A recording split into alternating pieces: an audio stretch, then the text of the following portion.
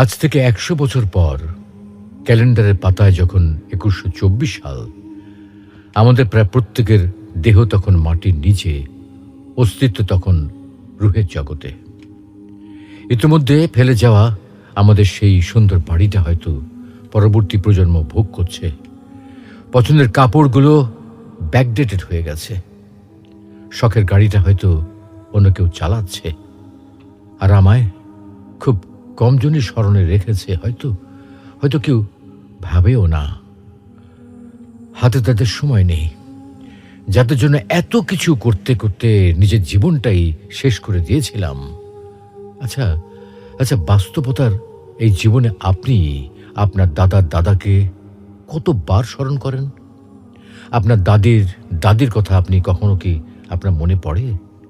পৃথিবীর বুকে আজকে এই বেঁচে থাকা, এত হইচই, এত মায়াকান্না এভাবেই চলছে। গত হওয়া অসংখ্য প্রজন্মকে টপকে আমরা এই জীবন লাভ করেছি। তেমনিভাবে আগামীতে অসংখ্য প্রজন্মের ভিড়ে হারিয়ে যাবে আমাদের এই জীবন। কিন্তু খুব কম লোকই সময় পায় ফেলে যাওয়া জীবনটা একটু ফিরে দেখার।